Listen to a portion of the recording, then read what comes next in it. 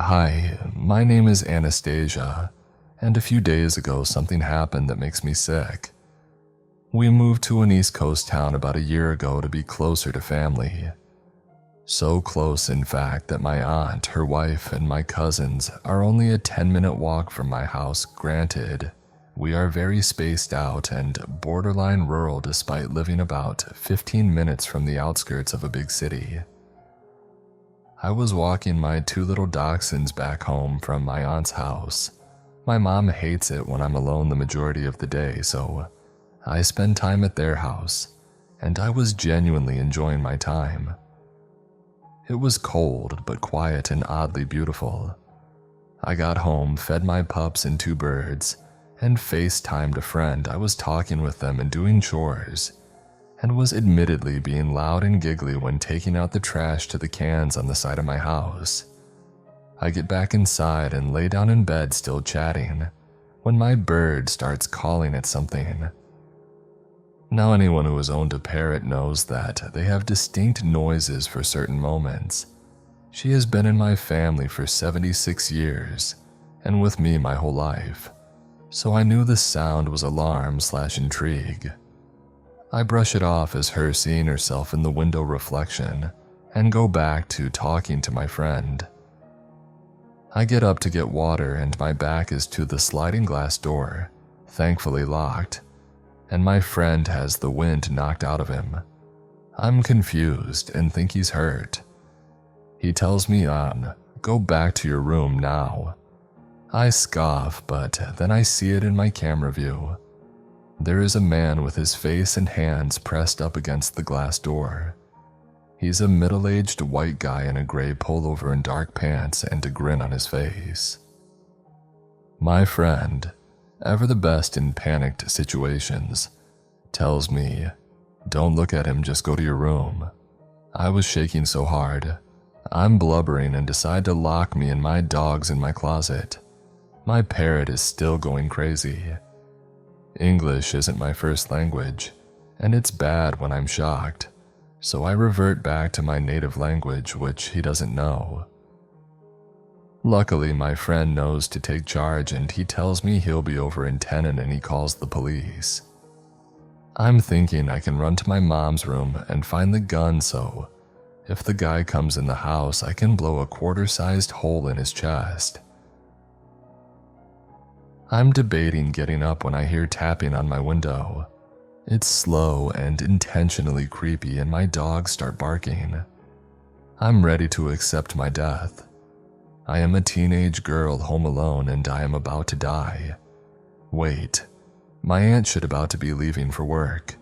I shoot her a quick text, the tapping has stopped, and I think it's over when I realize something that makes my stomach drop. I left the front door unlocked when I took out the trash. This keeps getting worse, and I beg my friend to hurry. The tapping thankfully returns to my window, and I can only close my eyes and hope that someone gets here fast. It feels like an eternity, crying to another teen who's breaking multiple traffic laws. Never before have I been grateful to hear another man's voice yelling outside my house at 1 in the morning. It was my God-sent neighbor. Apparently, his pregnant wife was having bad nausea and went out on the deck, and where it's situated you can see my whole backyard. She got a bad feeling after seeing the unfamiliar man approach my door and woke her husband to check it out. I'll thank God every day for her because I think she saved my life.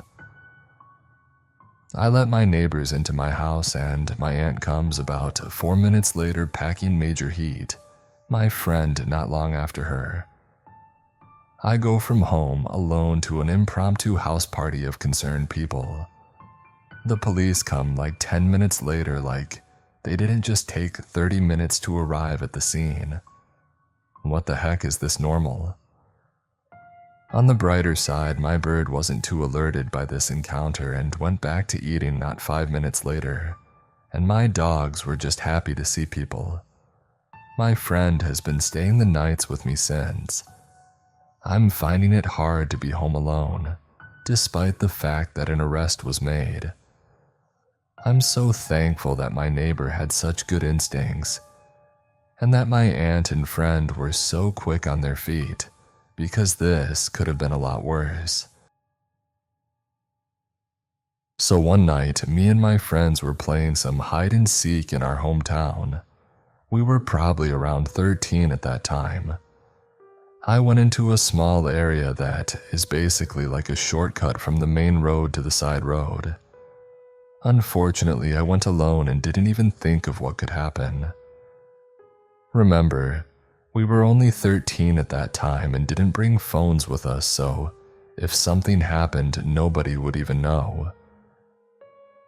The game started, and I ran sprinting to the woods area.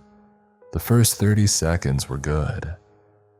Disclaimer: we have a rule that we have to come to the checkpoint where we start and save ourselves from not getting picked to search. After around 1 minute, I started hearing footsteps. I said, "Hello, are you one of my friends?" But whatever was there didn't say anything, so I started backing out. Fortunately, the woods area has a main route and 2 side ones, so I could have run either way. I start backing out, and out of nowhere the man just appears from the woods and starts sprinting at me while saying, "I'm gonna catch you," in a creepy and eerie way like a kidnapper. Fortunately, I play football, so I knew I could definitely outrun him or at least make him tired. I sprint all my way through the woods with only the moonlight as the light, and after around 2 minutes, he gave up. I continued sprinting and got myself all the way to the checkpoint and told all of my friends what had just happened, and of course, no one believed, but I didn't care since I knew it was real. To this day, I still don't know who or what had tried to catch me that night. But for sure, I know if I wasn't a sports guy, the outcome would be very, very different. This happened before Christmas 2019 when I was 26, and it sticks with me to this day. I've thought about sharing this many times, but I was never sure if it was scary enough. I guess you decide. My then boyfriend, now husband, and I decided to meet for dinner at a Christmas market here in Switzerland. He would pick up our dog from doggy daycare, and I would get there after work. Some things that are good to know. At that point, we'd had our dog for about a year. He's called Bean, a medium-sized dog, and before he came to Switzerland, he was a street dog in Italy. He was about 2.5 years old at that time, and loved and still loves to get all the attention he can get. Also, Christmas markets are incredibly busy here, especially after work. People will meet there with friends to eat dinner and drink mulled wine. When we got to this Christmas market, we realized that it was way too busy to walk through with a dog, and I sent my boyfriend off to get my favorite street food, malawak. I waited at the edge of the market with Bean.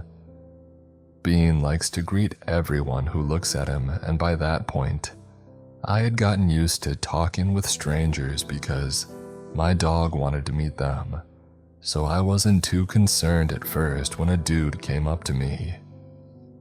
Full transparency, I don't remember word for word what was said, and I'm not even sure what language this happened in. I do remember that Bean happily greeted this guy, trying to stand up against him and licking his hands. The guy asked for his name and what breed he is, and I told him that Bean is a pincher mix. That's when the situation started to turn. The man insisted that he must be a Basengia. How could I say he's a pincher? All of a sudden, he switched. There's no better word to explain it. He grabbed Bean's leash and said, "I'll go now," and just tried to walk off with my dog. Thankfully, I had a firm grip on his leash. I was incredibly confused and flustered and just stammered that he can't take my dog. He got increasingly more angry with every second that I didn't let go of the leash. I loudly told him to leave me alone, and Bean started to bark at the man, I've never seen Bean this angry and scared at the same time, and thankfully the man let go of the leash and slipped into the crowd. I was left standing there, a dumbfounded mess with a mess of a dog. Bean was barking and shaking, so I knelt down to calm him down, holding him and talking to him. My boyfriend was still somewhere in the crowd, waiting for our food. After a while, a woman walked up to me and told me not to put my heel to the floor, as she'd just seen someone put a firecracker there. I don't know the name for this type of firecracker. They are small, like 1/4 inch, and usually thrown at the floor to make a little boom sound on impact. Someone had put them under the heel of my shoe, so it would explode when I put my heel down to get up. Now I don't know what's worse. Was it the same guy that tried to steal Bean, or was it someone else who saw a distressed dog and thought, wow, let's scare that dog a bit more? I think the worst thing for me was that, apart from that woman who warned me, no one helped me when I was harassed by a weird guy, even though I loudly told him to go away. And there were other people standing very close, just watching. Bean was the one who scared off the guy in the end. Thankfully, the events of that evening had no lasting impact on Bean. He still loves to greet strangers. I still remember it and don't think I will ever forget. In 2018, I lived with my partner and my German Shepherd in the Humboldt Park neighborhood of Chicago. I was 33 years old and our apartment was a 4th floor walk-up unit. A very typical low-budget Chicago rental in a changing neighborhood. The layout of our building is going to matter to this story. Our building had a total of 12 units, mine and the 3 below me had a shared front entrance, and the other 8 units were through a second entrance. All 12 apartments had connected back porches and stairs that shared a walkway to a rear gate, which led to an alley. From the front stairwell, there are windows on each landing to the back porches, so you can see the back door of my apartment when standing at the front door through that window. We had good relations with our neighbors, especially those that lived directly below us and shared our front door. This was the thing that saved all 3 of us, my partner, my dog, and me. My partner was in a touring band at the time and would leave for weekends or weeks at a time. It was a scary thing for me because I had been attacked and stalked by an ex in my teens and 20s. I always worried that something would tip him off and he would start stalking me once again. A little less than a month before a 2-week tour my partner had scheduled, I received a creepy Facebook message from that stalker ex from yet another new account. About a week after that, my car had been broken into. The glove box was emptied. Things were thrown around, but the only thing that was taken was a bag of dog treats. I had about $20 in change in the compartment between the seats, and they left the money alone. I was on high alert at that point, and very scared about the time that I would be alone during the tour. My partner was kind of irritated with me and the situation, and that felt it was too last minute to cancel, especially over what amounted to be a bad feeling and a few isolated things that weren't direct threats. And truthfully, car break-ins are very common in Chicago. It's happened to me like 15 times, and the police usually do the reports over the phone and don't even come out to the scene. What I found really strange was that the thief didn't take the money. There was a homeless man who had started camping on the boulevard nearby recently. So my partner left for his tour and I set up cameras and bought door braces for my front and back doors. I became completely nocturnal, unable to sleep at night. My poor dog developed diarrhea, maybe because she was picking up on my stress level. It meant that I was taking her down all 4 flights of stairs for her to go blast her bowels 6 or 7 times a night. I had the distinct, prickly, crawling sensation of being watched when I would take her out, but I couldn't tell what was genuine and what was my own fear and paranoia. Her diarrhea lasted an unusually long time, like 3 or 4 days. I was going in and out the main door a lot, feeling very scared, and I noticed that some of my neighbors wouldn't pull the door all the way closed, so the lock engaged. I mentioned it to my downstairs neighbor one day, including that I was extra careful because of the stalker. He was supportive, said that he had mentioned it to the other neighbors if he saw them, and I noticed that the door was locked more frequently after that. My partner came home at about 11 a.m. on a Sunday morning. At about 8:30 that morning, my first floor neighbors had been broken into. He was a metalhead dude who collected instruments, sold weed and psychedelics, and lived alone. I guess he went out for breakfast and he left his door unlocked while he was gone. Somebody had come in, eaten the leftovers in his fridge, took a coat and a pair of boots, and left a filthy coat and pair of boots. Took his college diploma but left $500 in the same cabinet. They left all the expensive musical instruments and mixing equipment. Left the drugs but did take a set of keys. The keys were to the first floor apartment and a master key for the front door and the back gate. My neighbors ran into each other right after the break-in, and the second floor neighbor said, "Make sure you go and tell me because she is a stalker." So my metalhead neighbor came up to let me know what had happened. My partner had just gotten back from his tour when he knocked at the front door. I jumped out of my skin but looked through the people, recognized him, and the three of us stood on the stairs at my front door while he told us about the break-in. We jabber-jawed for a while, about 15 or 20 minutes. While we were talking, we heard the front door open and close below us but thought nothing of it. And then we saw a man climbing up my back porch steps to my back door through the window. There was no other apartment that he could have been going to, and he had to walk past all 11 more accessible units on his way to mine. He wasn't my stalker and I didn't recognize him, but his image is burned in my mind. He was wearing flashy black and white high-top sneakers. His black coat was oversized and hanging off his shoulders. We locked eyes through the window when he froze halfway up the stairs to my back porch. He slowly took a cell phone and called someone as he slowly turned around halfway up the steps.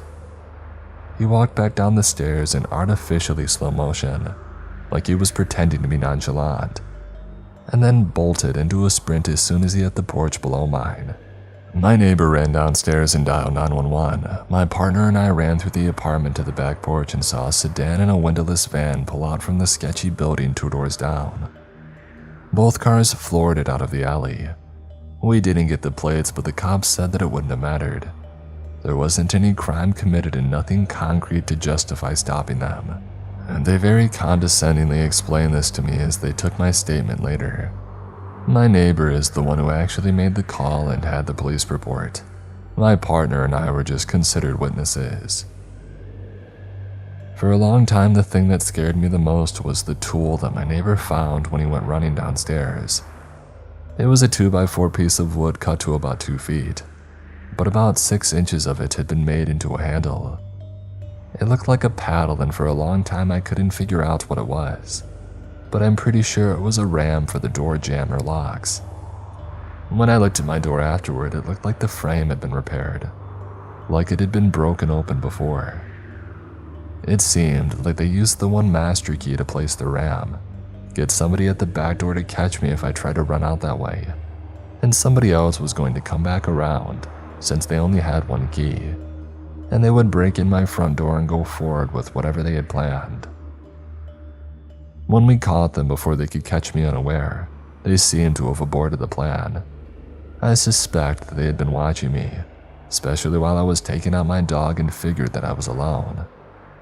It was pure coincidence that my partner had gotten home 30 minutes before all of this.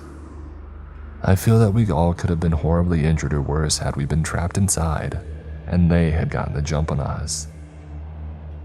Nothing else ever came of it except that my landlord refused to change the locks, but he did agree to let us out of our lease. I moved out of Chicago and now I've added a younger dog that I'm training to do some bite work. My house is surrounded by cameras and floodlights and wingnut neighbors.